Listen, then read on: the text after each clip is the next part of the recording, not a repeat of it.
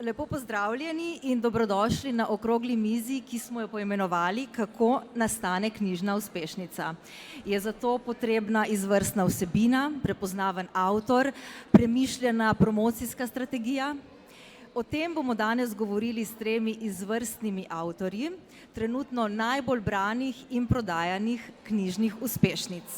Z mano so Irena Štavdohar, dramaturginja, urednica, novinarka in avtorica 3 knjižnih priljubljenih del, Magija za realiste, za katero je bila nominirana tudi za Rožančevo nagrado, Kaj hoče ženska in Fižolozofija, ki je letos nominirana tudi za knjigo leta. Čestitke.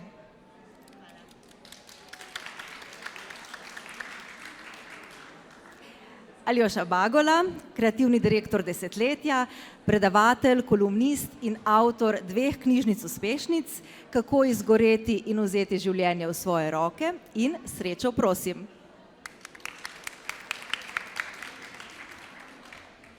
In Urška Fartelj, ustvarjalka priljubljenega spletnega mesta 220 stopinj poševno in avtorica 3 knjižnih uspešnic z izbranimi kuharskimi recepti.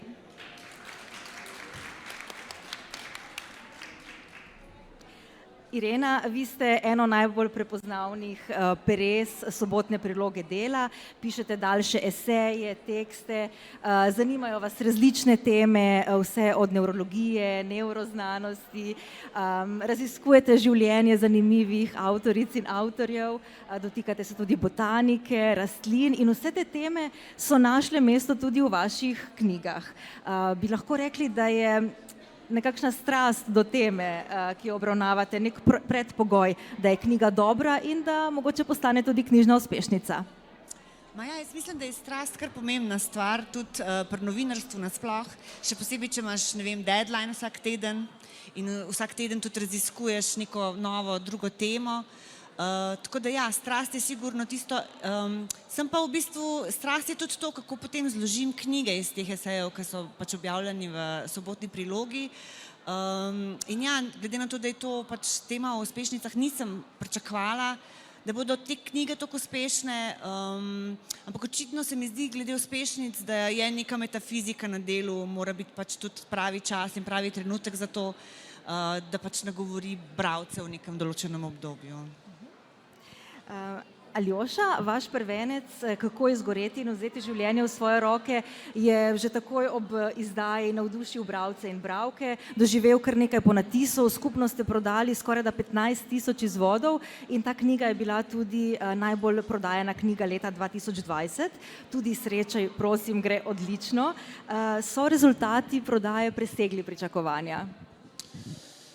Jaz prihajam iz marketinških vod, zato nekako svojo ustvarjalnost vedno podvržem učinku. To sem pravzaprav naučen, v to sem privajen. In nekako je pravzaprav pisanje, ne vem, če je iskreno, če je pravzaprav v stiku z nekim avtorjevim dogajanjem v življenju, ponavadi zelo poistovetljivo. In nekako se mi je zdelo, da izkušnja izgorelosti, ki sem jo takrat nekako dajal skozi, že po odzivih bralcev in bralk v kolumnah v Marketing magazinu, daje slutiti, da pravzaprav je to neka tema, neka stvar v družbi, ki zagotovo lahko odjekne kot nekaj, kar je bilo zelo dolgo potlačeno, tabuizirano, o tem se pravzaprav ni govorilo in ravno to se je potem pravzaprav nekako materializiralo. Tako da vedel sem, da bo knjiga zelo povpraševana, da bo pravzaprav tak zelo pa ne. Tako da so tudi z mojo drago urednico Sašo Kozarov pravzaprav stavila za kosilo, ker sem jaz, potem, ko so mi rekli, da so natisnili 2500 izvodov, malo skomignil z rokami, sem rekel, to bo pa kar hitro šlo, ne. In je rekla, Aljoša, ne obetaj si preveč, da ne boš razočaran. In potem mi je že prišla na podpisovanju na knjižnem sejmu reči, Aljoša, veš, da je ponatis, tako da sva šla na kosilo.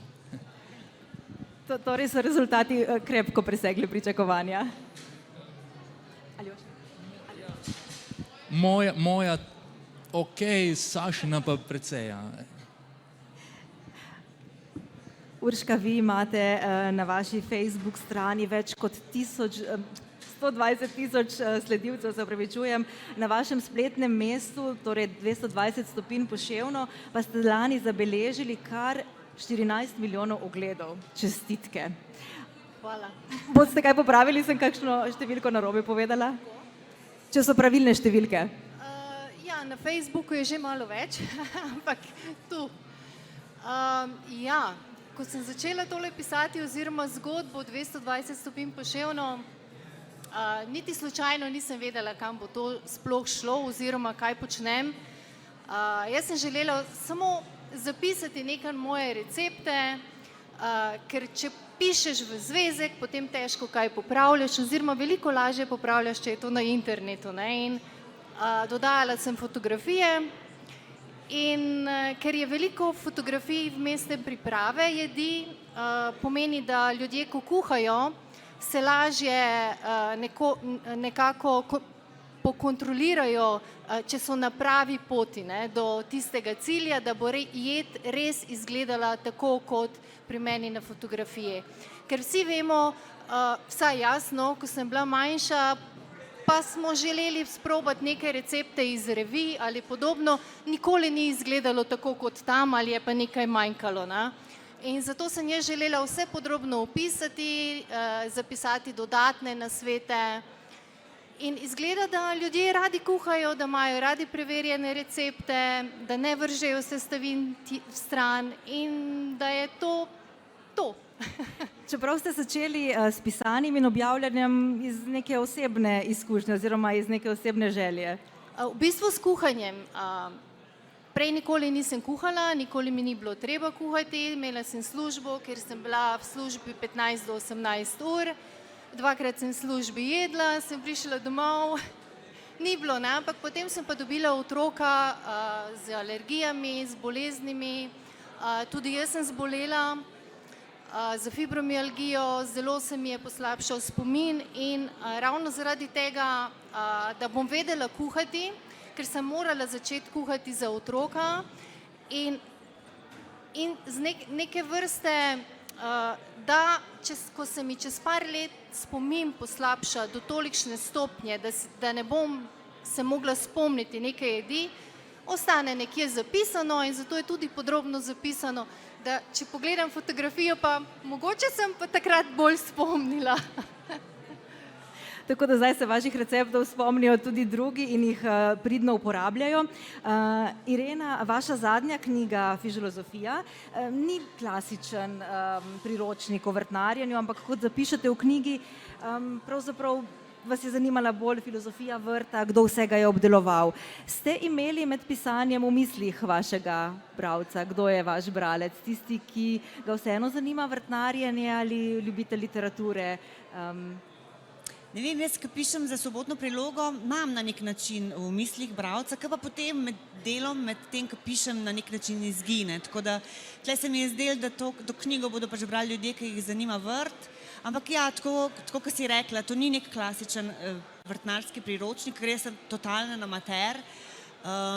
Ampak, ko sem včasih prišla iz vrta, ki ga zdaj sicer nimam več, sem si želela brati knjigo o vrtu, ki ne govori samo o tem, kako posaditi solato in tako naprej, ampak me je dejansko zanimalo, kdo vse je vrtnaril in potem, ko sem začela raziskovati, kdo vse je vrtnaril, sem ugotovila, da skoraj vsi pisatelji, skoraj vsi slikari, Klee je recimo rekel, da se je abstraktno učil razmišljati, ko je delal na vrtu, Monet, vemo, da je imel tak vrt, George Orwell, ki je bil res mačo, človek, ki je bil ranjen v španski državljanski vojni, ki je šel med potepuhe, ki je hotel vedeti, kako živijo, je ob koncu svojega življenja se je preselil na otok Džura na Škotskem in je tam pisal 1984, streljal je zajce, kuhal je marmelado in imel svoj vrt. In večkrat je pač rekel, da je bilo to njegovo najljubše obdobje v njegovem življenju. Tako da vrt je na nek način neka dramatična stvar.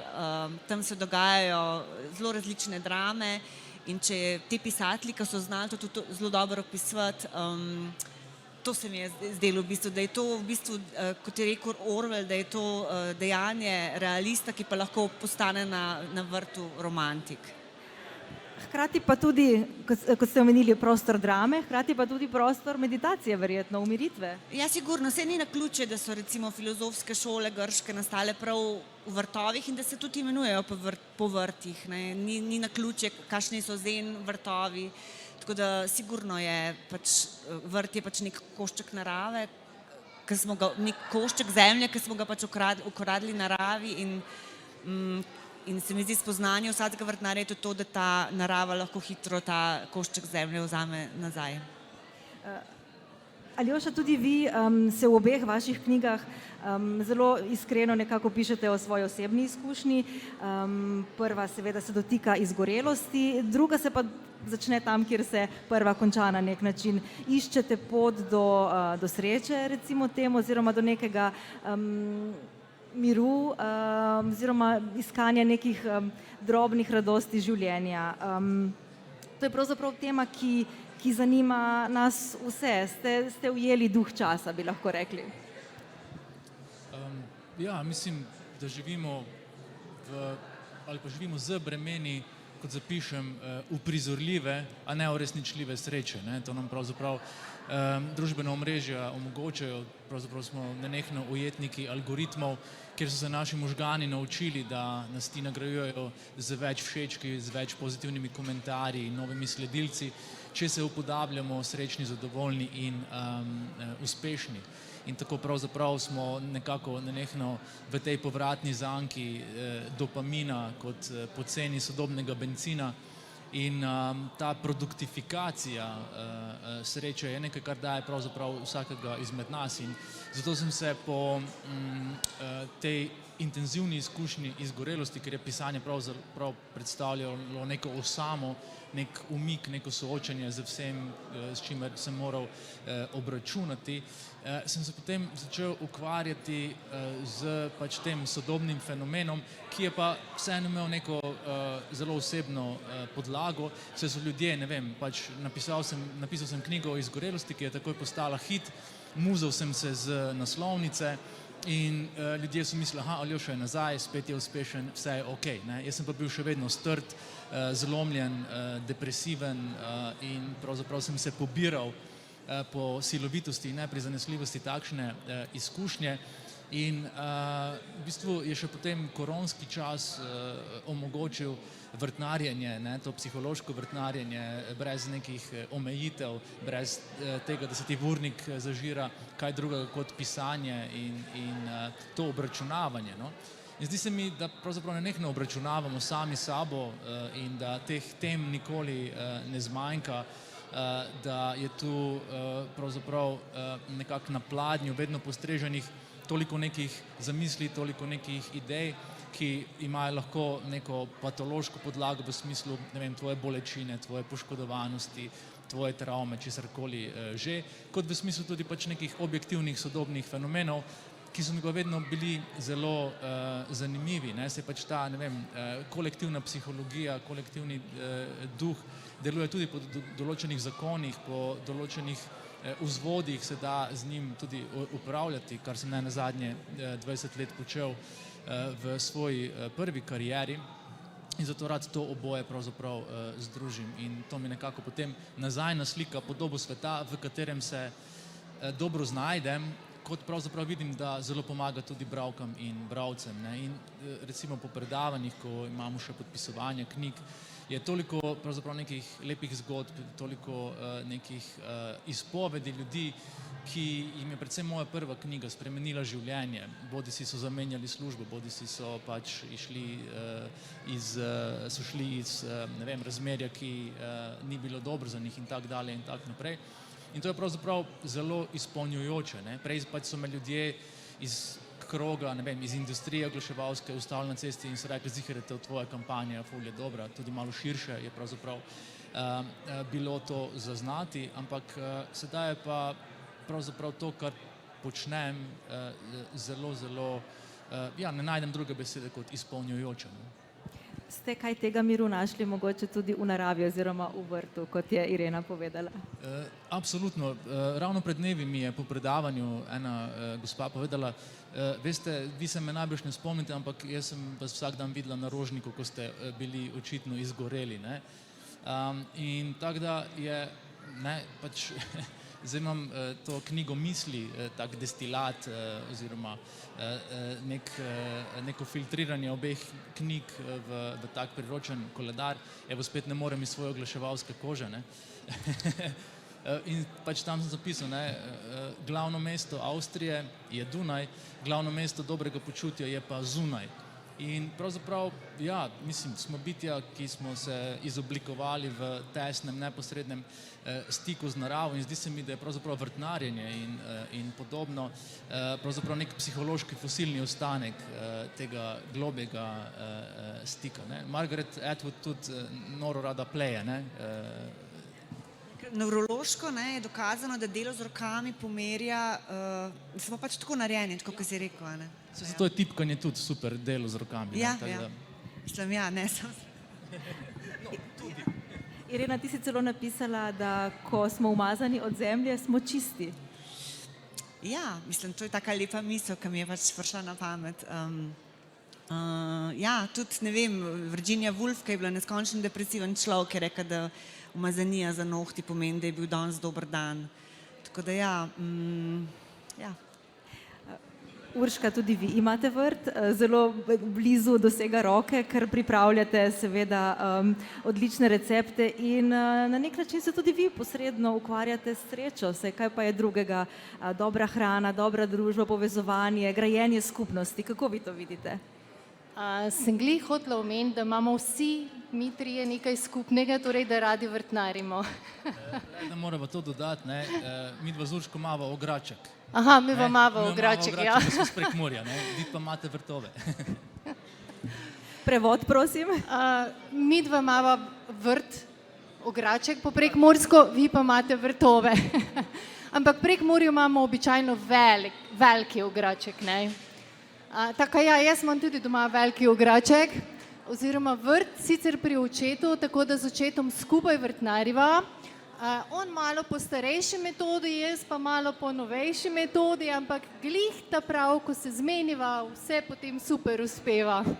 In res je, ko delaš za zemljo, je to nekaj najboljšega. Jaz se spomnim kot otrok, ko smo imeli vinograde, polja. To te sprosti, sicer takrat si mislil, zakaj moram zdaj delati na njivo, ne, si drugače razmišljal, ampak zdaj pa bi kar šel, ne. Tako da ja, fajn je vrtnariti, ampak jaz moram vedno paziti, da delam z rokavicami iz dveh razlogov. Prvi zato, zaradi težkih kovin v zemlji, ker imam fibromialgijo, drugič pa zato, ker skoraj vsak dan snemam video in potem ni fajn, da je črno z nohtom. Čeprav je pa to dokaz pristnega dela. Ja. Kako pomembno je v vašem delu, v vašem pisanju to, da ste osebni oziroma iskreni na nek način do tega, kar počnete, do vaših bralcev? Pravzaprav vsi ste se tega dotaknili. Aljoša, vi kot ste že omenili, zelo osebno pisali o svoji izkušnji. Urška, vi tudi vključujete vaše spomine na otroštvo, na vašo družino, tudi vaša otroka, kdaj sodelujeta. Irena, pri tebi pa tudi spoznamo nekaj tebe v tvojih zapisih, to, da imaš rada jesenske barve vrta, da imaš rada kaotičen vrt, pa tudi ko pišeš o drugih avtorjih in avtoricah, nam jih prikažeš zelo osebno, človeško. Je to pomembno danes, da se približamo, da smo človeški, približamo ljudem na ta način? Ja, jaz v bistvu na nek način, ko pišem članke, se temu skušam izogniti, a ne, tudi pri intervjujih ne maram, če te nekdo pohvali, da si dobro vprašanje postavil, se mi zdi prva naloga je, da daš to ven, recimo. Ne maram tega zelo osebnih na ta način intervjujev, ker zmeraj je intervjuvenc tisti, ki je pomemben. Ampak pri knjigah je pa drugače, tako da ja, tle sem si privoščila neke osebne zgodbe, neke osebne izpovedi. Ampak še ne toliko velik, kot mogoče bi si jih lahko, in to mogoče glede zaradi tega svojega žurnalizma. Ampak ja, noter recimo v filozofiji je veliko pač teh mojih spominov na otroštvo, ker tam sem pač spoznavala, kaj sploh je vrt. Imaš pa prav, da tudi, ko sem pisala recimo o ženskah, iz knjige Kaj hoče ženska, sem jih zelo presnovila skozi sebe, skozi te njihove ljubezenske zgodbe sem presnovila skozi svoje ljubezenske zgodbe. Ampak je pa bilo, nisem pa v bistvu ob vseh teh ženskah, o katerih sem pisala, nisem veliko hotela pač pisati nekaj o sebi, ker se ne bi mogla ob te ikone pač na ta način postaviti. Ampak ja, se mi zdi, da bralci imajo radi to samoizpovednost. Ni tudi čudno, da so prav te knjige zdaj neke samoizpovedne, zdaj tudi na lestvici najbolj branih, a ne. Se mi zdi, da to ni naključje, da tega nekaj časa v Sloveniji ni bilo. Ne samo, da ni bilo veliko slovenskih avtorjev na lestvici najbolj branih, ampak dejansko tudi te iskrenosti in samoizpovednosti ni bilo. Tako da se mi zdi, da je kar nek trend znotraj tega in da bralci imajo radi te iskrene knjige. Tudi avtobiografske zgodbe na nek Tudi avtobiografske, ker avtobiografske ni dolgo nazaj, ko so veljale v bistvu za žanrske knjige. Spomnim se, ko je Vesna Milek napisala Cavazzo, izjemen biografski roman, sploh ni prišel niti med 10 kresnika, ker so takrat komisija je to rekla, ja, saj to je biografija, ne. Danes so pa mislim pa je v bistvu biografski roman, danes so pa biografije ene najbolj branih žanrov. Podobno je tudi s kriminalkami, ne. Nikoli si nismo mislili, da bodo slovenske kriminalke na lestvici najbolj branih, tako da ja. Aljoša, vi tudi pravite v vaši knjigi, da to sicer ni priročnik, srečo prosim, ampak da na nek način ljudje danes potrebujemo navodila, prav za vse, tudi za srečo. V vaši knjigi zapišete, da je bolj pribočnik oziroma spremljevalec, če se ne motim. Kaj točno mislite s tem? V bistvu je neka valuta, za katero si na vse kriplje prizadevamo v življenju, gotovost. Zagotovilo, da se bo išlo po naših načrtih. Zagotovilo, da nam bo vse teklo kot namazano. Se pravi, da bo vse šlo kot po maslu. In zato pač se jaz rad pošalim, zato da nam vse teče kot namazano, najprej mora iti kot po maslovu. Se pravi, ljudje smo bitja, ki imamo neke potrebe v življenju, se pravi, najprej so tu biološke, potem so psihološke, potem je pa ta sveti gral in to je samoaktualizacija. In zdaj pač zavestno ali večinoma nezavedno hlepimo po tej psihološki varnosti in v tem kaotičnem, hrupnem svetu, polnem informacij in še več dezinformacij, se pravzaprav težko znajti, težko je navigirati skozi vso to kakofonijo raznoraznosti in pravzaprav nekako smo izgubili tudi stik z bolečino, stik z intuicijo, ki sta pravzaprav naši biotehnologiji, zato da se pravzaprav ustavimo, da se znajdemo, da si povrnemo zaupanje vase. In zato jaz zapišem, da je pravzaprav bolečina in nesreča resnično sporočilo življenja, da mu je mar za nas. In tako pravzaprav stiska tudi nikoli ne stika za bolečino, ampak v resnici za tvojo veličino. In to je pravzaprav neka moja izkušnja z tem, kar se mi je zgodilo in to pravzaprav sporočilo želim povedati naprej. In po predavanjih, ko recimo imamo pogosto praktične delavnice, ker se pač učimo postavljanja meja, ker ljudi pravzaprav nekako zaprem v simulator teh sodobnih odnosov, se pogosto izkaže, da dolgo v odraslo dobo živimo v otroškem stanju, v pravzaprav smislu nekih otroških konfiguracij odnosov, svoje nadrejene v službah zamenjujemo z starševskimi avtoritetami, potem zelo dolgo bivamo v nekih odnosih soodvisnosti, ker pravzaprav ne ugotovimo, da ta prva izvorna neka bolečina pravzaprav služi kot nek nevidni scenarij, po katerem delujemo skozi vse življenje in nas večinoma boli. In zato je pravzaprav nekako usvojiti neke tehnike, taktike in strategije zelo pomembno, zato ker enkrat, ko začnemo postavljati meje, se začnejo neki odnosi kazati v drugi luči, začnejo se rahljati, začnejo se izboljševati in pravzaprav smo ljudje odrasli šele, ko sprejemamo odgovornost za svoje odločitve. Odrasli smo šele, ko delamo svoje izbire in to je pravzaprav ljudem velikokrat zelo težko početi.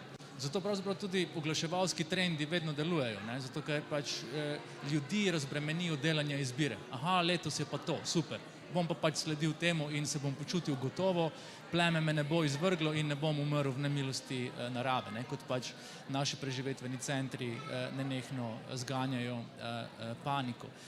Zato je to, da se pravzaprav v življenju znajdemo vedno neka ključna valuta ljudi, ljudje bomo vedno stremeli k nekim navodilom, k nekim rešitvam. Po biološki danosti smo pa seveda tudi bitje, ki moramo varčevati za svojo energijo, zato se vedno ujamemo v rutine, zato pravzaprav vedno hočemo hitre rešitve, ampak to pravzaprav ni pot za te neke osvoboditve. No? In zato pa čez v knjigi tudi izpostavljam to pomembnost razumevanja sebe, psihološkega ustroja, kot tudi to potrebo potem, da razumemo, da smo vsi edinstveni, da smo vsi unikatni in da pravzaprav beseda ponaredek pravzaprav vsebuje besedo redek in na ta del se moramo osredotočiti. Danes je zahtevano, da smo vsi ponaredki tistih pomembnežev, tistih vplivnežev, tistih idealov, ki jih družba postavi na piedestal, pozabljamo pravzaprav na to svojo unikatnost. Urška, tudi vi po eni strani, tako kot je Aljoša rekel, ne potrebujemo ljudje navodila, recepte. Tukaj imate res veliko sledilcev, ki sledijo vašim receptom. Po drugi strani pa že samo vaša spletno mesto, 220 stopinj Poševno, nekako nakazuje na to, da pa ni treba vedno slediti navodilom in pravilom, a ne? Ja, Poševno namreč pomeni, da lahko greš po svoje, ne? Torej, jaz, ko pripravljam recepte, skoraj v vsakem receptu povem, s čim lahko kaj nadomestijo. Torej, če ti ni všeč bela moka, nadomestijo s pirino. Če ti niso všeč hruške, uporabi jabolka ali kaj drugega. Torej, jaz sem želela pri mojih receptih sporočiti ljudem, da naj kuhajo, da se ni treba držati slepo nekega recepta, tako kot nam v življenju vedno govorijo in vse, da moramo tako, recimo v šoli otroke učijo, kako morajo risati, da morajo porisati cel list, Bog ne daj, da poriše nekje ob strani. Torej, ves čas nam v življenju govorijo, kako moramo živeti, kaj moramo početi, česa se moramo držati in Poševno pomeni, da greš izven tistih meja, da ustvarjaš po svoje, ne? Če imaš, ne vem, mi ko vrtnarimo, če zdaj le rase, ne vem, koromač ali kaj drugega, pač to uporabiš v receptu, ni se treba strogo tistega držati. In če smo pri iskrenosti, jaz sem tukaj tisto vmes, ne, ker vsi vemo Facebook, Instagram, vse je to lepo, ni lepo oziroma kakor kdo gleda z katere strani. Jaz sem vmes, ne, jaz sem nekaj vmes med naročniki, ker pač imam naročnike, vsak moj recept je pač naročen z nekoga strani, ampak to ne pomeni, da meni nekdo diktira, kaj moram jaz narediti ali kako narediti, ampak samo, tako bom rekla, na tretji strani so vsi tisti, ki uporabljajo recepte, torej tisti, ki mi sledijo. In ti so zame najpomembnejši. Meni je pomembno, da mi ti, ki mi sledijo, zaupajo in zaupali mi bodo samo takrat, če bom jaz iskrena. Zato jaz vedno napišem v sodelovanju, s kom je nastal ta recept. Ker vsi vemo, pač jaz delam tako, kot vsi drugi hodijo tudi v službe, treba je pripraviti, zmontirati video, posneti video, plačati kamermana, ne vem, vse te ustvarjalce, potrebno je napisati besedilo in vse to potegne nek čas, delovni čas, stroške, vedno je potrebno nove materiale kupovati, slediti. In jaz sem vesela, da potem to nekdo plača. In to so ti moji naročniki, ki potem plačajo, da potem sledilci oziroma vsi tisti, ki koristijo recepte, lahko to brezplačno izkoristijo. Ampak spet iskreno, pošteno, da pač napišeš, kdo plača pač tvoje delo. Tako da iskrenost je najvišje pri meni. Verjetno to iskrenost vaši sledilci začutijo tudi v slogu vašega pisanja. Na nek način upeljujete vaše spomine, neke občutke. Kako je s tem? Kolikor ste mi omenili, v osnovni šoli vaša učiteljica ni bila tako navdušena nad tem slogom. Zdaj je pa to postal vaš prepoznavni slog. Tudi pri pisanju, torej kuham, delim tiste recepte, ki so preverjeni, recepte, ki sem se jih naučila od mojih staršev, starih staršev, recepte, ki jih ustvarjam sama. Kar se pa tiče besedila, dodam svoje spomine, kako je ta recept nastal, in učiteljica v osnovni šoli mi je rekla pri slovenščini,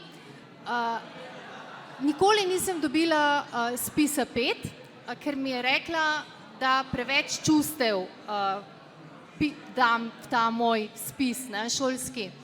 In vsakokrat, ko mi je vrnila spis, me je gledala v oči in čakala mojo reakcijo. In jaz sem pač čustven, zelo čustven človek, reagiram pač, kak reagiram, iskreno povem, iskreno napišem in mislim, da to ljudje začutijo. In potem, ko me je Nina pri prvi knjigi, moja urednica Nina, ko me je pri prvi knjigi poklicala in vprašala, če lahko po mojih receptih napišejo knjigo, sem jaz mislila najprej, da je skriti telefon. Včasih je bil en skrit telefon, ko so klicali, in sem si mislila, knjigo, časpisov nisem vedela pisati. Tako da evo, Nina, zdaj imamo pa že 3. uspešnico. Torej je postal to vaš prepoznaven slog in tudi sicer je slog pisanja prva vizitka avtorja. Irena, vi se s tem ukvarjate že vrsto let. Kako pomemben je za vas slog? Oziroma, kako mislite, da pripomore tudi k prepoznavnosti in tudi k uspešnosti dela? Mislim, da je slog kar pomembna stvar, ampak mislim, da je slog tudi neko znanje, neko rokodelstvo, ki se ga naučiš. Pri meni recimo, ko sem bila novinarka, ko sem začela pač pisati, jaz sem iz gledališkega sveta, sicer me je v bistvu nek moj strah, zaradi nekega svojega strahu nisem razvijala svojega sloga, ker se mi je zdelo, da ne smem biti preveč osebna, da moram biti objektivna in tako naprej. Ampak potem se ta slog z neko prakso, bom rekla, se vzpostavi, utrdi, več si upaš, tako da ja. In danes vas z veseljem prebiramo, tudi če so vaši eseji ali pa daljši članki, nekako je napisano kot zgodba. Ja, mislim, da ljudje smo narejeni, da imamo radi zgodbe, tako da si res želim pisati moje članke tako kot zgodbe. Mogoče sem tudi dramaturg po profesiji in imam zelo rada te dobre začetke, vrhunce in pač razplete. Tudi zelo dobre naslove imam rada, tako da se veliko ukvarjam s tem. Ja, v bistvu imam rada pisanje in se veliko ukvarjam z njim.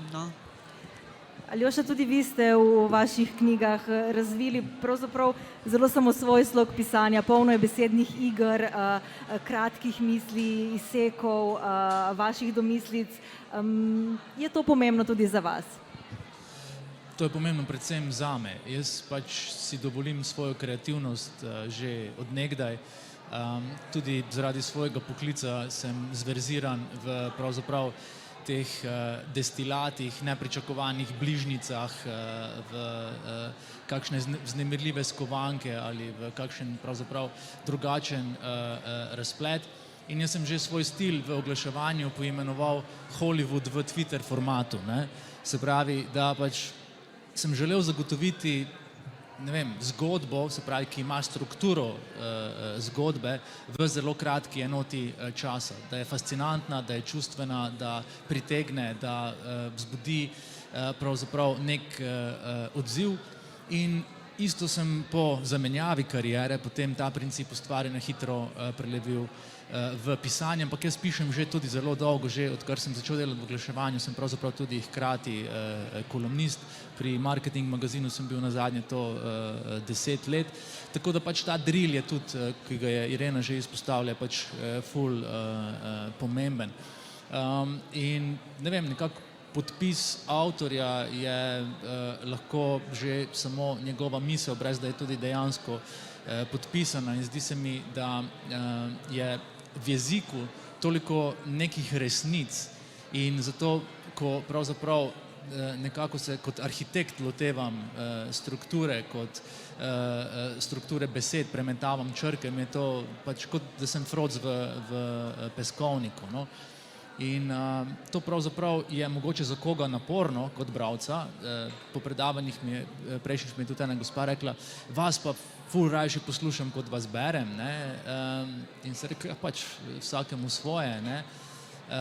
Ampak večinoma pa ljudje to pravzaprav zelo, zelo cenijo. In kar je bilo meni odlično, je to, da poleg izkušnje, ki je nekako zelo demokratizirala, ne, to izkašljevanje tegob, predvsem tudi med moškimi. Dobro, ponavadi je tako, da so žene kupovale svojim možem mojo knjigo, ne,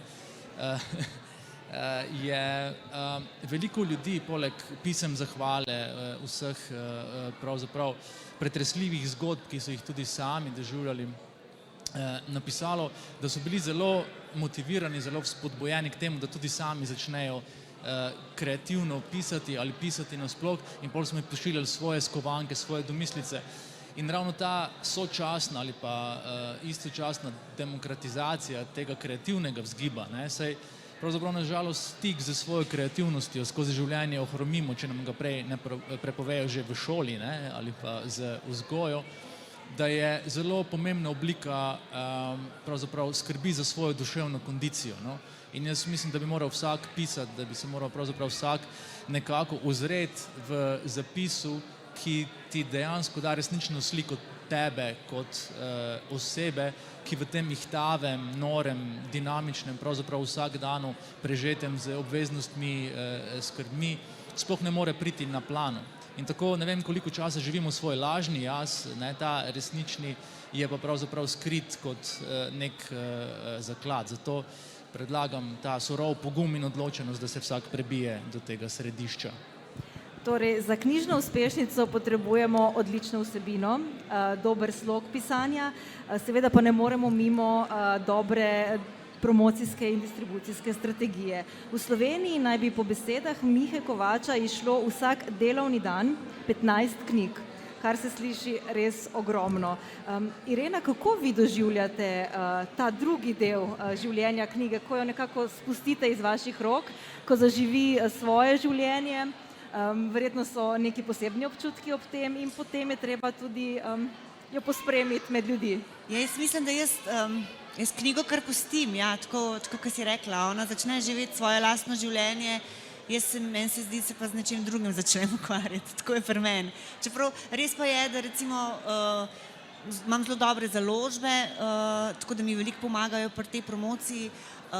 To, kar sem pa res delala in s prvo knjigo, in z ženskami in s filozofijo, pa je, da sem se odzvala na vsa vabila v knjižnice in moram reči, da sem imela res turnejo po Sloveniji in sem se imela zelo lepo in moram reči, da ja, veliko knjig izide pri nas, ampak imamo neverjetne knjižnice, odlične obiskovalce knjižnic in odlične knjižničarje, tako da to je bila zelo pomembna izkušnja zame. Nimam pa tega influencerskega ali pa tega zanosa ali znanja ali energije, da bi se v bistvu s tem ukvarjala.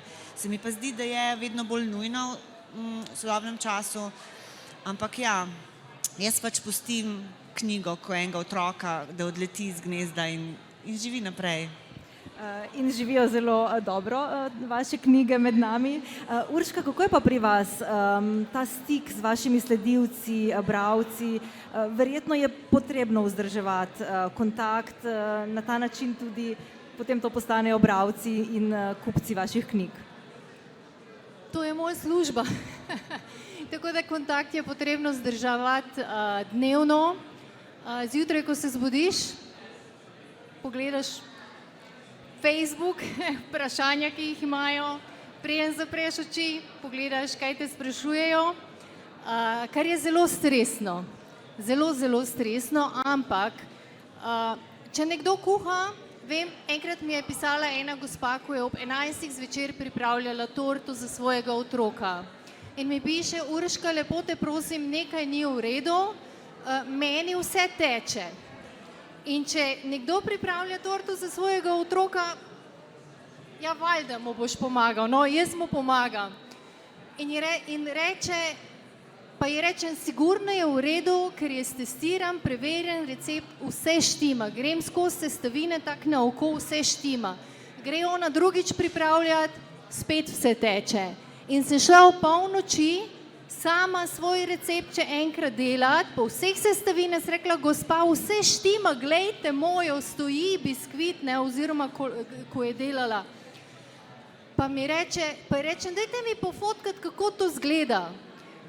In sve potem ugotovile, da je namesto 50 ml tekočine vzela 500 ml tekočine, ne? Ampak sve rešne in zjutraj je otrok dobil torto za rojstni dan.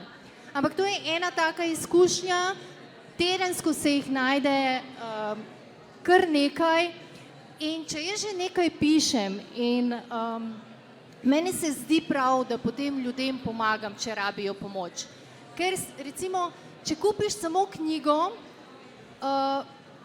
nobenega ni od zadaj, ko bi ga lahko vprašal, če gre kaj narobe. Jaz sem pa vseeno še na spletnem oziroma na socialnih omrežjih, vedo, da me lahko dobijo in me zato kliknejo oziroma vprašajo. Sicer je to zame osebno zelo naporno velikokrat, sploh zadnje čase, ko se ogromno teh lažnih profilov pojavlja.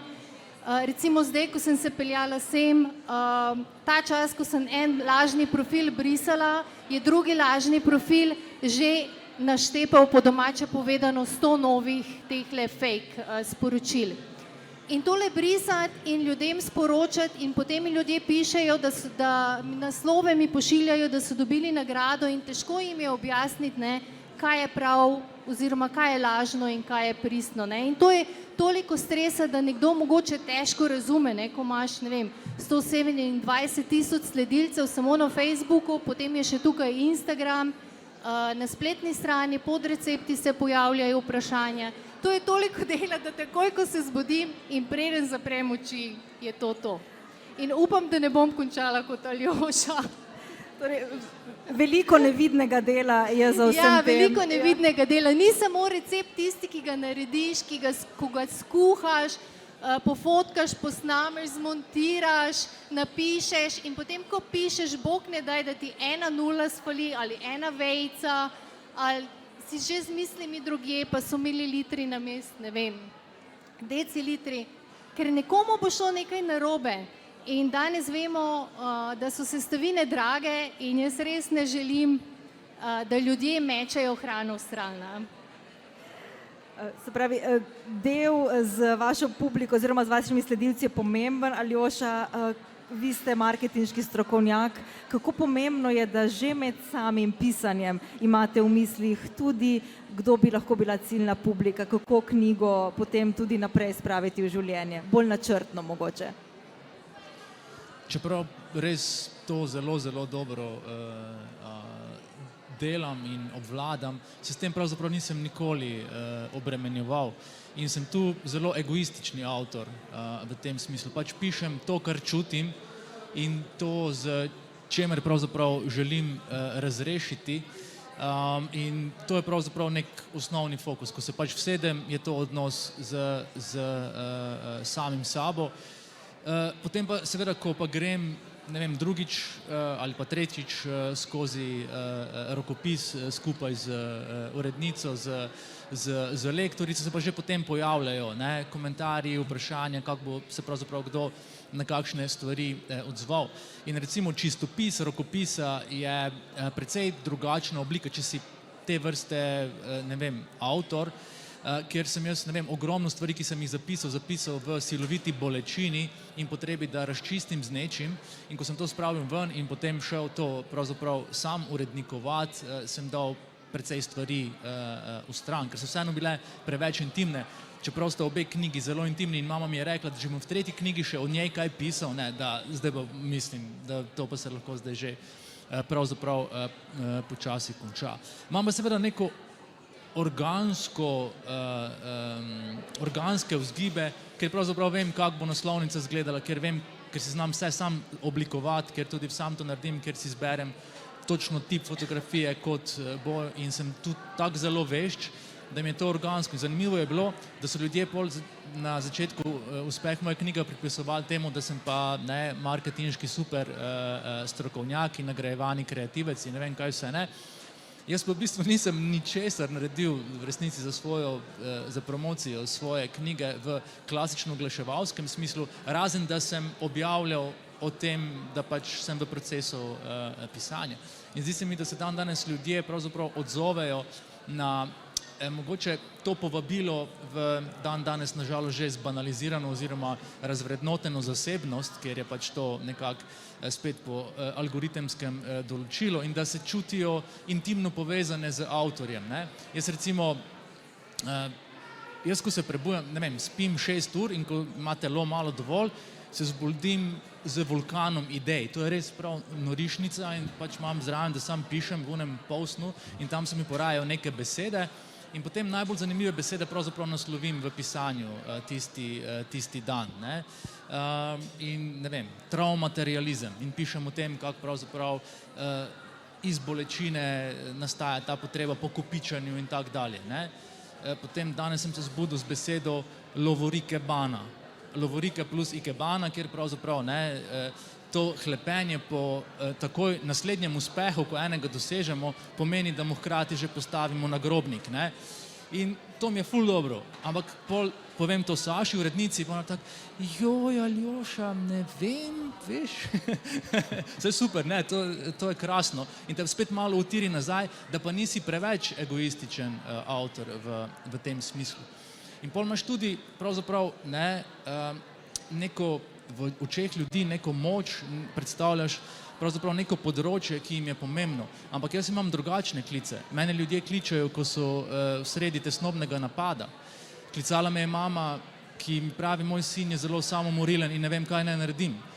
To pač je zelo zahtevna situacija v tem smislu. Tu moram prav res voditi po ljudi, skozi prav pogovor, kjer najprej razčistimo, jaz nisem strokovnjak, zato vam bom povedal, kdo so, koga priporočam, dajte probati to in to.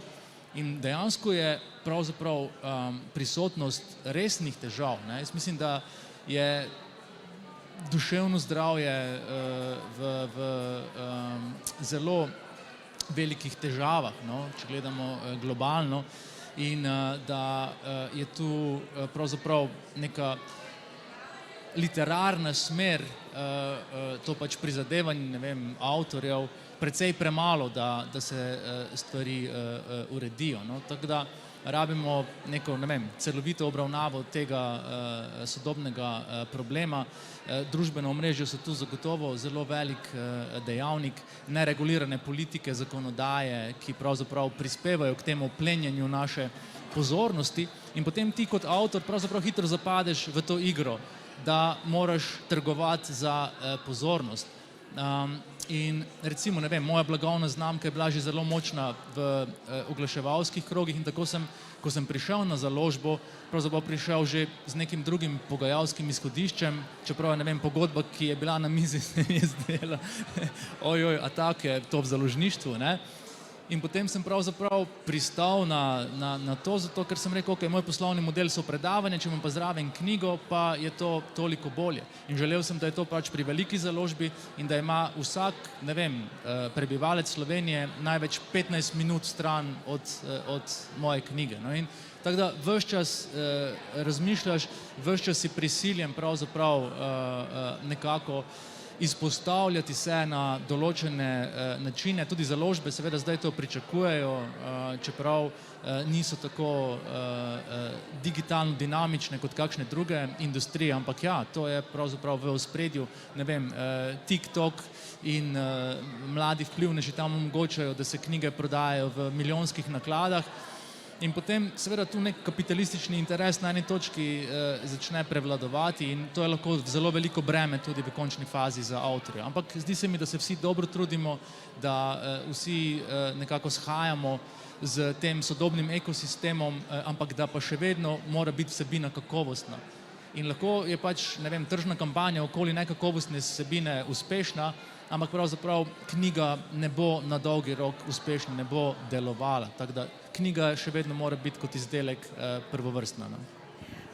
In zdaj morda čisto na kratko še Irena in Urška, se pravi, osvetlili smo nekaj glavnih, recimo temu dejavnikov, ki pripomorejo k temu, da knjiga postane uspešnica. Vidve sta tudi avtorici uspešnic. Kaj to pomeni za naprej? Je to tudi neko pričakovanje, da bodo tudi naslednja dela dobra, uspešnice? Kako, Irena, vi to čutite? V bistvu se ne obremenjujem s tem. Zdaj v bistvu razmišljam o tem, da bi začela se ukvarjati z leposlovjem. Če bi lahko en let šla nekam živeti in sem pisati, ne pa pisati vsak teden nek nov članek. Tako da ne, ni mi to breme, ker me je dejstvo, da so te ideje postale uspešnice, presenetilo. Tako da ne.